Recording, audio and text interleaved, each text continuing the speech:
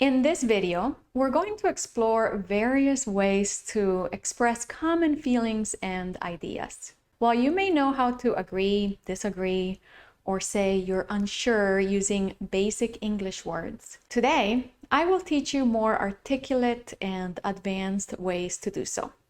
This will not only enrich your vocabulary, but also make your conversations in English sound more natural and fluent.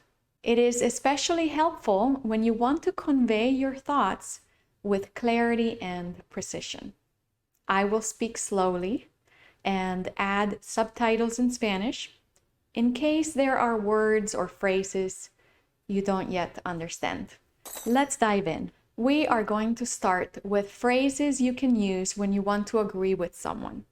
Instead of simply saying, "I agree with you," you can use one of the following phrases.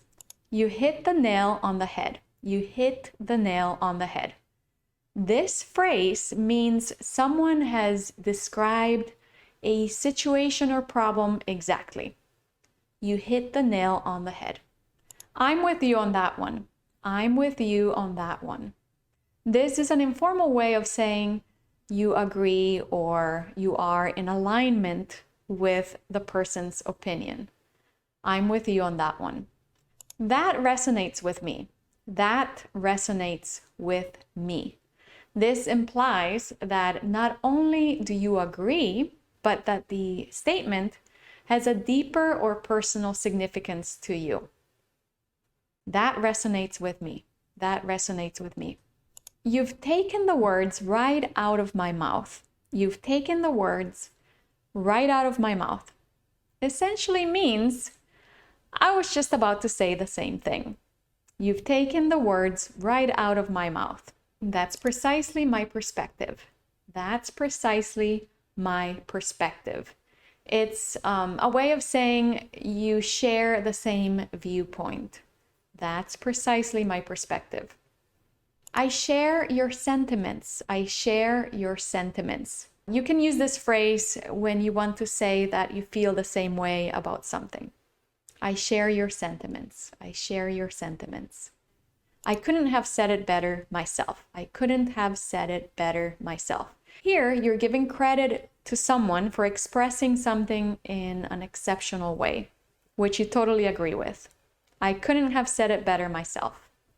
I'm on the same page as you. I'm on the same page as you. This is a way of stating that you understand and agree with what is being said.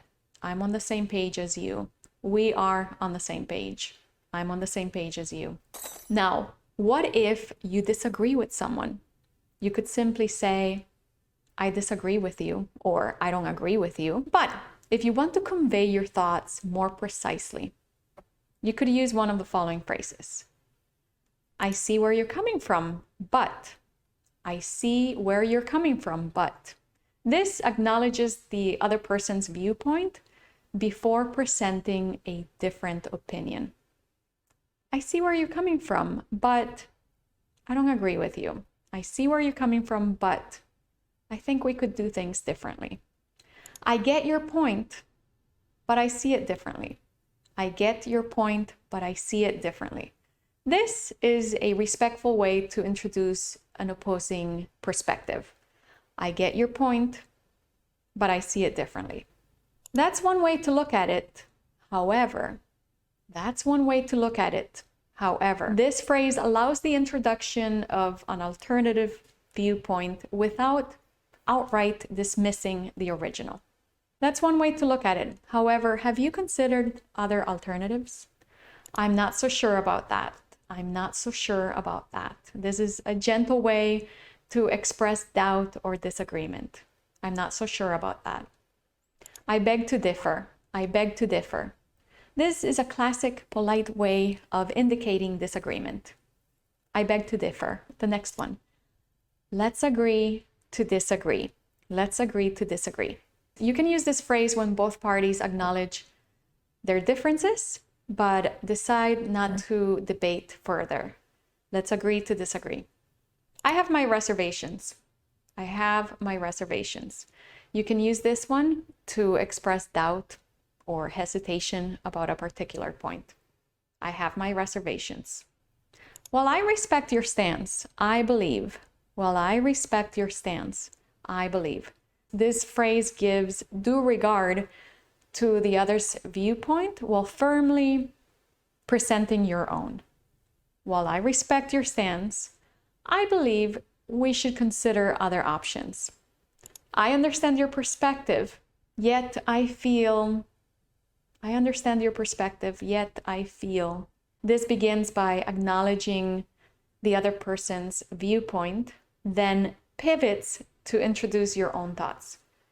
I understand your perspective, yet I feel that there are better options. Now, what if somebody asks you a question and you don't know the answer? Let's go over some advanced phrases you can use instead of simply saying, I don't know. That's beyond my current understanding. That's beyond my current understanding. With this one, you're politely suggesting the topic is outside of your expertise or knowledge. That's beyond my current understanding. I need to do some research before commenting on that. I need to do some research before commenting on that. Implies you're willing to find out, but you're not currently equipped with the answer. I need to do some research. I need to do some research before commenting on that. I need to look it up. I need to do some research before commenting on that. I'm drawing a blank on that one. I'm drawing a blank on that one.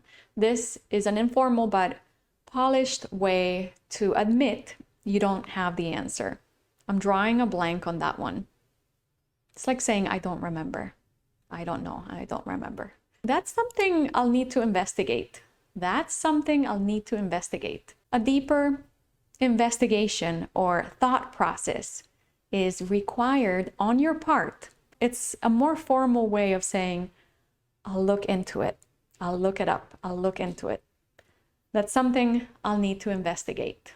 I'm in the dark about that particular matter. I'm in the dark about that particular matter. Conveys you're uninformed on the topic. I don't know about that. I'm in the dark about that particular matter. I would be speculating if I gave an answer now.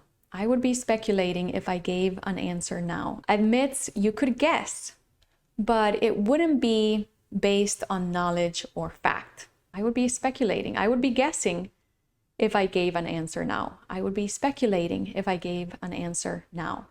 I must admit that question has stumped me. I must admit that question has stumped me. This is a candid way of saying you're puzzled or don't have the answer at hand. I must admit that question has stumped me. I don't know what to say. I'm confused. I'm puzzled. Now, let's look at some advanced English phrases we can use to ask someone's opinion. Yes, you could simply ask, what do you think? But why not try one of these instead? What's your take on this situation? What's your take on this situation? This is a general, open-ended way to invite someone's perspective. What's your take on this situation? Could you shed some light on your thoughts about this? Could you shed some light on your thoughts about this? This is a polite way to request clarity or elaboration. Could you shed some light on your thoughts about this? Where do you stand on this issue? Where do you stand on this issue? Directly inquires about one's position or stance. Where do you stand on this issue? I would be interested to hear your perspective. I would be interested to hear your perspective. What are your thoughts? This phrase expresses genuine interest before inviting their opinion. I would be interested to hear your perspective. How does this resonate with you? How does this resonate with you? You can use this phrase to ask for an emotional or intuitive reaction to a topic. How does this resonate with you? Is there anything you would like to add or highlight? Is there anything you would like to add or highlight? This invites the other person to share additional thoughts or emphasize certain points. Is there anything you'd like to add or highlight? What did you think about this video? Would you like me to make more lessons where I only speak English? Please comment below. And thank you for sticking around until the end. I'll see you next time.